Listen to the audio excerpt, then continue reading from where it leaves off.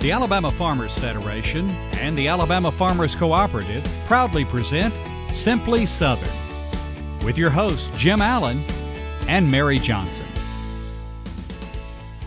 Good morning and welcome to Simply Southern. I'm Jim Allen. And I'm Mary Johnson. This morning, we're headed to a different type of rodeo. The aim of this event is to give children with long-term health issues and their families an evening to get away from the daily routine those illnesses require. And if you think you know agriculture, you might want to think again. Today's farmer relies heavily on computers, satellites, and other high-tech tools to make smart business decisions. Plus, as we draw closer to the end of the growing season, Sydney Phelps of Bonnie Plants is talking about shutting down the summer garden and getting ready for your fall crops. But first, we're taking a step back in time to when today's routine medical procedures were unimaginable.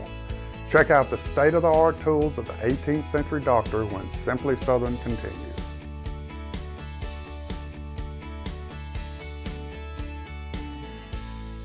There's no such thing as downtime when you own a farm. This is your land. You tend it and try to get the most from it, no matter the weather or time of day. It's been that way for generations. And for generations, your local quality co-op store has been there for you, with a full range of agriculture supplies and services, from feed to fertilizer, seed to grain storage, and the right hardware for any application. You'll always find what you need, plus friendly, knowledgeable advice at your local quality co-op store. There's one near you.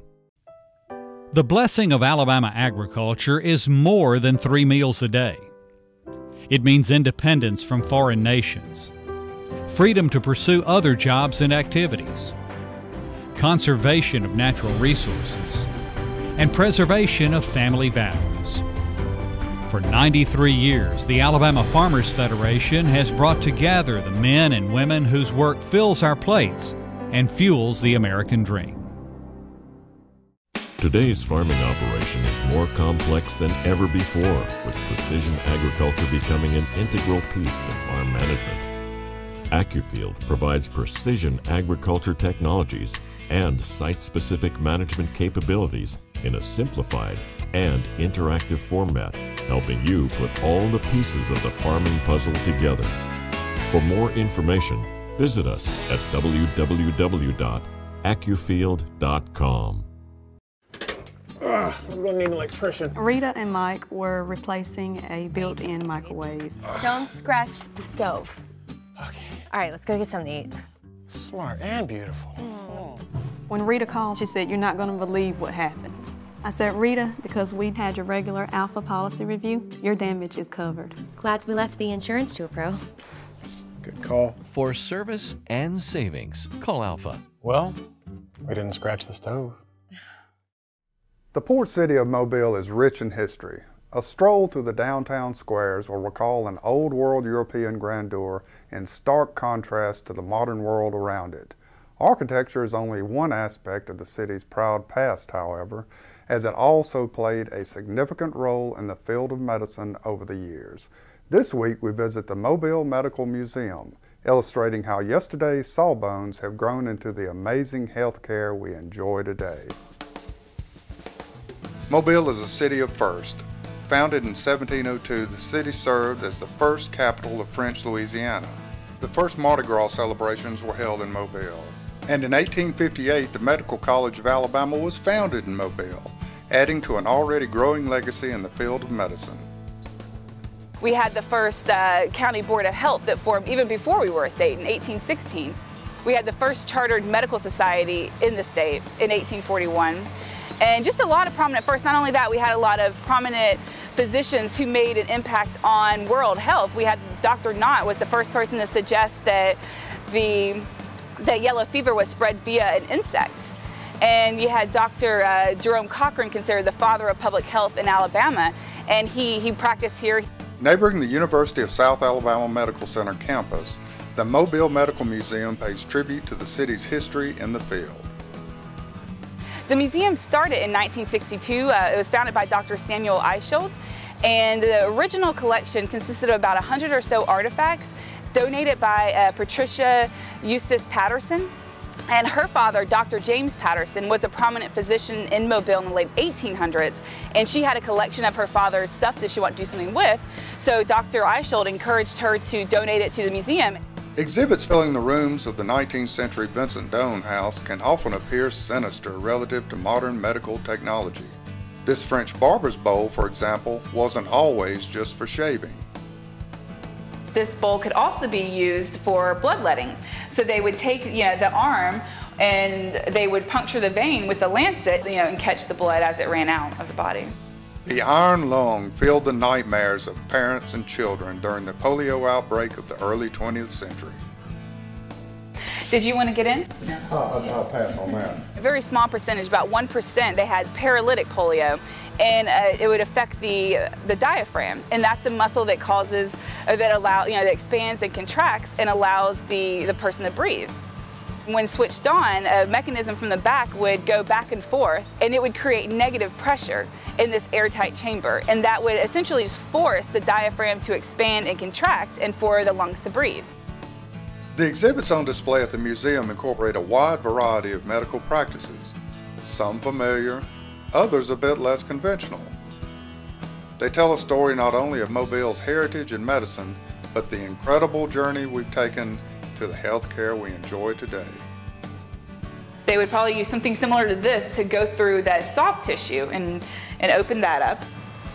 Amputations were the #1 surgical procedure that were performed during the Civil War, and they didn't accept the germ theory, so they weren't washing their hands between the procedures. They weren't washing their equipment, no concept of that. But only about 25% of people actually died from post-infection. Only 25. Only 20, which I guess is a high number, but compared to today, but considering everything that was going on at the time. The museum is open Tuesdays through Fridays, 10 till 4, but tours are by appointment only. For more information, visit their website at mobilemedicalmuseum.com. Jim, seeing that, it makes you really appreciate modern medicine, because some of those things look almost more like torture devices, or, the iron lung. Thankfully, we don't need those anymore. Yeah, they tried to get me to lie down in that thing, and I declined. Okay, so attacked by dogs, okay, but no iron lung for you. No iron lung. Well, even today's modern medicine can't fix everything. When Simply Southern continues, we'll ride along as children with long-term illnesses enjoy a night off from their normal medical routines. Tears are replaced by smiles at the Miracle Rodeo.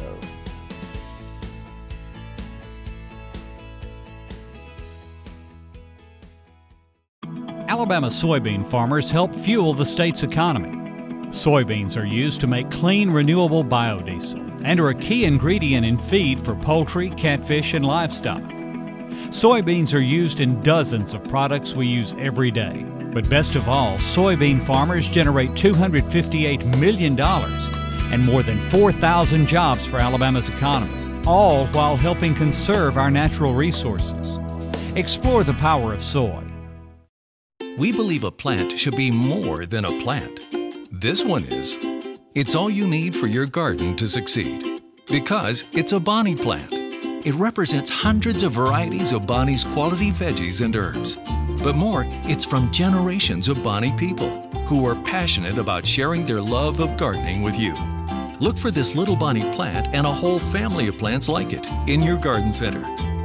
Bonnie plants, so you'll know how to grow. Support healthy food from local farmers by purchasing a Farming Feeds Alabama license plate. The tag funds education and promotion efforts, including Ag in the Classroom, agricultural scholarships, and youth programs. Get your Ag tag today. For nearly 50 years, the electric cooperatives of Alabama have been giving young people an opportunity to visit our nation's capital, where they learn about the value of electric cooperatives and the importance of grassroots advocacy. Top students join with thousands of others touring monuments, landmarks, and meeting with their congressional delegation. The Rural Electric Youth Tour program. Just one more way the electric cooperatives of Alabama are investing in the future of our state. For families with an ailing child, stress and worry can make a fun night out a difficult proposition. Samantha Carpenter takes us to the rodeo this week, where every year a special partnership brings some needed smiles to troubled faces. Every year, the Southeastern Livestock Exposition Rodeo brings a lot of excitement to Montgomery in central Alabama. But for some children throughout the state, the fun begins before the first cowboys officially saddle up. Miracle Rodeo was started about 16 years ago in partnership with the Children's Hospital of Alabama here in central Alabama. And we do this event to provide children that have a tough time sometimes making it in life. We try to provide them a good time out with animal agriculture, introduce them to some animals. The show includes some traditional rodeo events, but the highlight of the evening comes when attendees are allowed down on the arena floor, where they can pet a variety of animals, saddle up for a spin on horseback, or take an Old West-style wagon ride. For many of these children and their families, the Miracle Rodeo provides a welcome and enjoyable distraction from the difficulties of illness and treatment.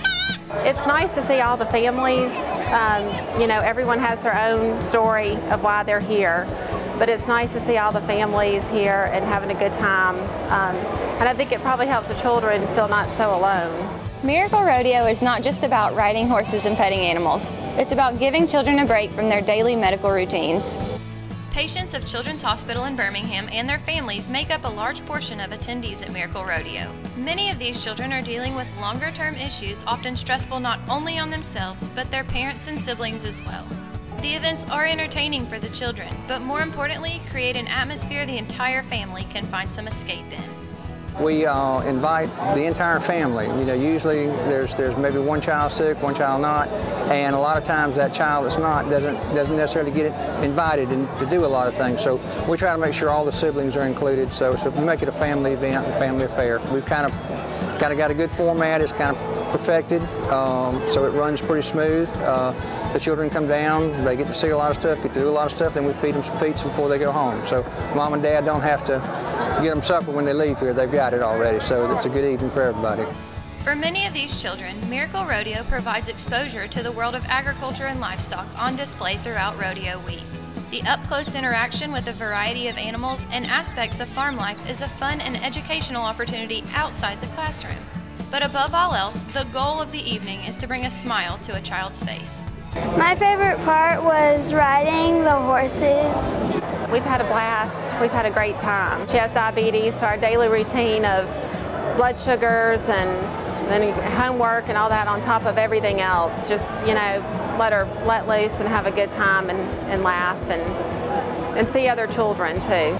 The happy faces are even more touching, taking into consideration the number of volunteers that come together to make Miracle Rodeo happen. A variety of individuals and organizations showcase a strong community presence in the central Alabama area. We have SLE members, we have Block and Bridle from Auburn University, an ag sorority over there.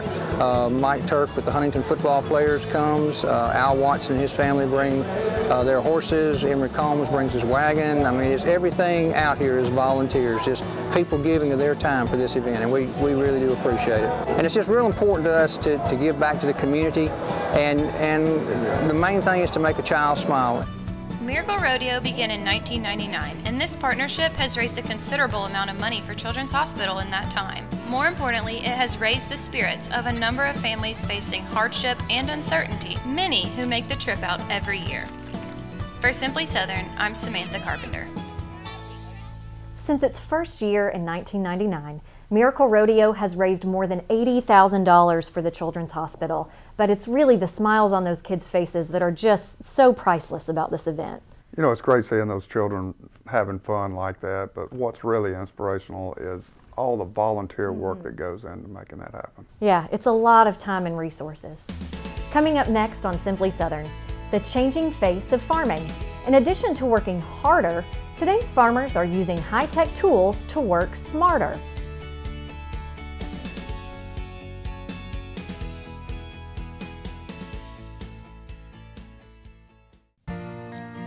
Alabama wheat and feed grain farmers grow food, fuel, and freedom.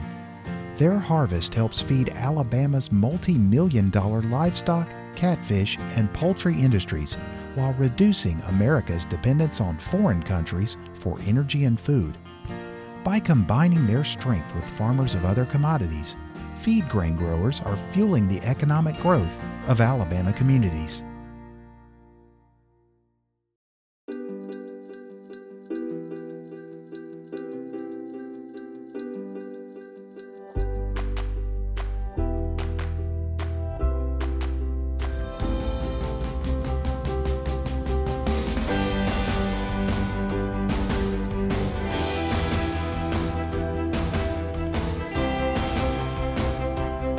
Brought to you by the Alabama Beef Checkoff Program. Fire up the grills. Beef, it's what's for dinner.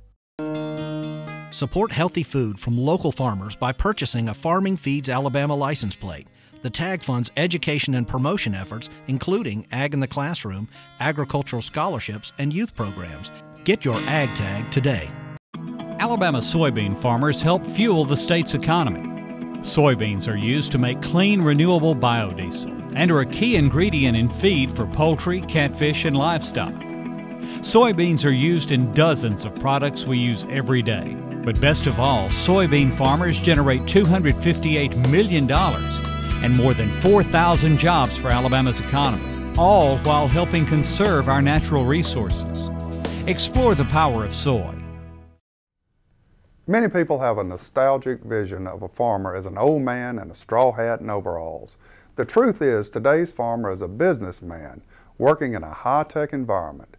As Kevin Worthington tells us, he has retired his hoes and plows in favor of satellites and computers. Ever since they started farming north of Huntsville more than 50 years ago, the Moore family has embraced the latest farming practices. My granddad was always one to adopt technology, even back in the 50s and 60s. He purchased one of the very first mechanical cotton pickers in the area. And it was quite an event when they ran it for the first time in the field across the street here. It was I'm told that a lot of folks came out to watch it work because they'd never seen anything like that. Since then, technology has changed a lot, but the Moores continue to invest in the latest advancements to make their farm as productive and efficient as possible. In times past, we haven't had as much information about what's going on in the field as we do now. So now we're able to really tailor a prescription to exactly what a specific spot in the field needs instead of treating all the acres the same. Farming nearly 4,000 acres, Moore says it could be expensive to apply fertilizer, pesticides, or even water to the entire farm, when only certain areas need those supplements. There's a lot of savings there for us, and not just financial savings, but for the environment as well. We've really limited the problems of overspraying some of our chemicals. We have these boundaries that are set in our GPS systems on the tractors that if the spray boom gets outside that boundary, it'll automatically shut it off.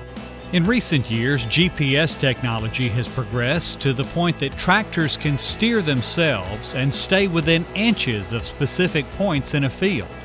The actual driving from point A to point B, we can put on auto steer and it'll actually keep itself on a straight line to the other end of the field, which allows us to utilize other technology and see the different monitors and different information and feedback that the machine has given us.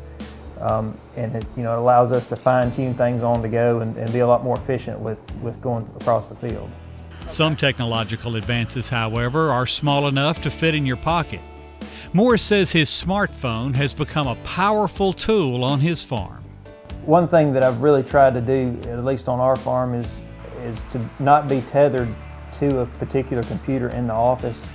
So everything we do with whether it's some of our tractors or our irrigation equipment, I'm completely mobile with all of it. I can monitor what's going on at any time of the day or night remotely from wherever I am.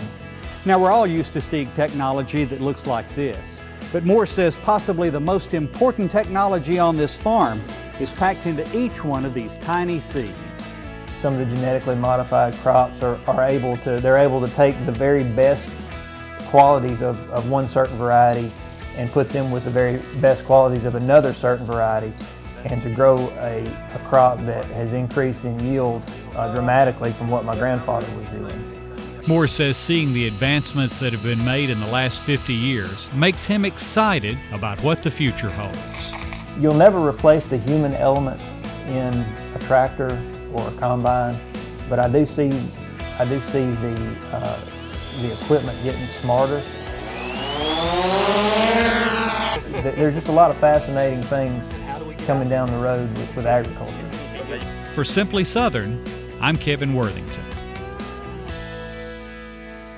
Not only is the equipment and seed high-tech, Farm animals are selectively bred today to enhance their best characteristics while reducing the least desirable. And that's really true in today's poultry industry. We have larger birds now, not because of hormones or antibiotics, but they've just been bred that way. Selective breeding, that's all it is. Exactly right.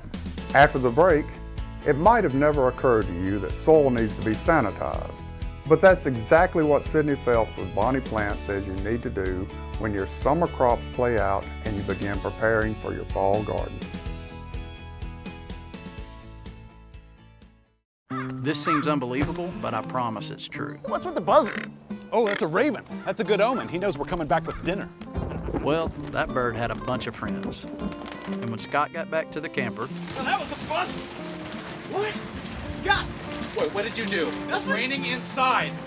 His new camper was a total loss, but his Alpha policy covered it. It's that bird. For service and savings, call Alpha. Making sure you're covered? Good call.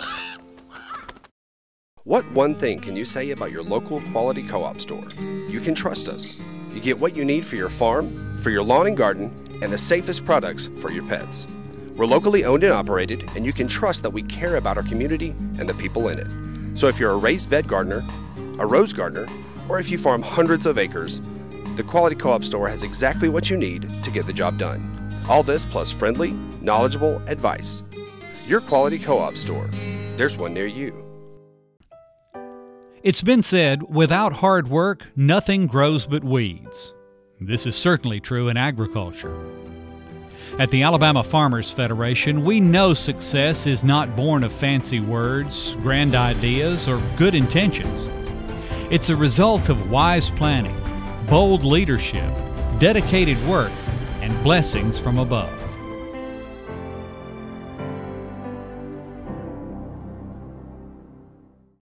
We believe a plant should be more than a plant. This one is.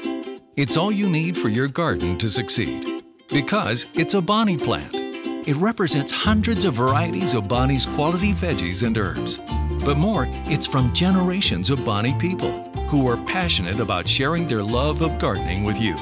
Look for this little Bonnie plant and a whole family of plants like it in your garden center. Bonnie plants, so you'll know how to grow. Hey folks, Sydney Phelps here with Bonnie Plants. Now today I'm in the trial garden, and as you can see we've got a raised bed of squash that is really time for it to go to bed. There's nothing really wrong with it. We don't have any disease. The plants are fine, so there's no need to take all of this and throw it in a trash bag and get rid of it. All of this is ready to go to the compost. Now we still have some squash that are still on here. Still got some that birds have gotten into. But for the most part, we can take all this, throw it in a pile, get on the trailer, and take it over to our compost pile. No reason. One thing we want to make sure when we're doing this though is that we get this bed clean. We don't want any remnants of the plants, any type of grasses, weeds. We want to make sure that the bed is completely clean. Once that is done, we can load all of that up, like I said, and take it over and put it in compost and start that process. Now, two things to think about in this process is, are we going to set this garden up for a fall garden, or are we just going to leave it sit until early spring? With that being said, you got really two ways to do this. If it's a fall garden, you want to clean it, you want to check your soil, add some other amendments back to it, whether it be manure or mulch, anything like that, or even adding more topsoil to it to get everything built up for your fall garden. Otherwise, we're going to prepare for spring and sterilization. With that being said, let's take a look at a garden that we've already got done. In front of me, we've got a smaller 4x4 bed, the raised bed that we did some tomatoes in earlier this year. As you can see, the soil is clean. There's no remnants of leaves or any type of grasses or weeds. Everything is ready to go. The only thing we really need to do here is to moisten this bed down as much as we can. The reason for that is we get as much water in this soil, we're going to cover it with a dark plastic. You want something that's going to be non-permeable, ground covers, anything along those lines. Lay some bricks down, stakes, however you need to do it to cover everything in the soil. And this is basically going to become a sterile box. The heat that we've got during the summer is going to just keep everything churning inside there, and is really going to build up temperatures to sterilize any weed seeds or grass seeds that have built up in your garden over the summer. Now, That being said, when that first frost hits, a lot of heat is going to disperse and release then, so that gives you even more sterilization. But enough about the beds, let's go take a look at the compost pile real quick. Now you can see here we've got a large pile of soil and other items that are growing here in the orchard just outside of the trial garden. Now this is a lot of the stuff that we have in our containers, not so much the raised beds, but we'll dump out the old containers, the plants, the soil, everything here. And as you can see, we've got parsleys that are growing, some tomatoes here, even some grasses and weeds as the seeds come across. The thing that's going on so much is more on the inside. The heat is building up, it's sterilizing the soil. This will be great potting soil to add to any type of flower bed or even put into a container for next year. To find out more about composting and how you can do this at your home, go check out bonnieplants.com. You can learn all the tips there, and you can even use the mobile app, Homegrown with Bonnie Plants. Mary, one of my big rules when transitioning from a summer garden to a fall garden is take all your diseased plants, tomato plants, squash plants, bean plants, whatever, and put them in the garbage. Don't put them in your compost. That makes sense because you don't want to spread that disease through the rest of your yard whenever you do spread that compost, right? That's exactly right. Okay. Well, for more information on how to make your backyard garden successful, you can also visit bonnieplants.com. And you can find out more about the stories we featured today by visiting their individual websites. For more information on the fascinating history of medicine in Alabama, check out the Mobile Medical Museum website at mobilemedicalmuseum.com. Click on SLERodeo.com for information on all of the events surrounding the annual rodeo in Montgomery. And if you haven't done so already, be sure to like our Simply Southern Facebook page. It contains behind-the-scenes information as well as links to previous shows you might have missed. And you can find more on our website at simplysouthern.tv.net. On next week's show, nearly 1,000 kids are learning about agriculture. We'll go along as some of them see a cow up close for the very first time. And I'll be visiting with a cowboy who can do it all, riding, roping, and he's one heck of an artist. Thanks for joining us this morning for Simply Southern. I'm Jim Allen. And I'm Mary Johnson. We hope you'll be back again with us next week.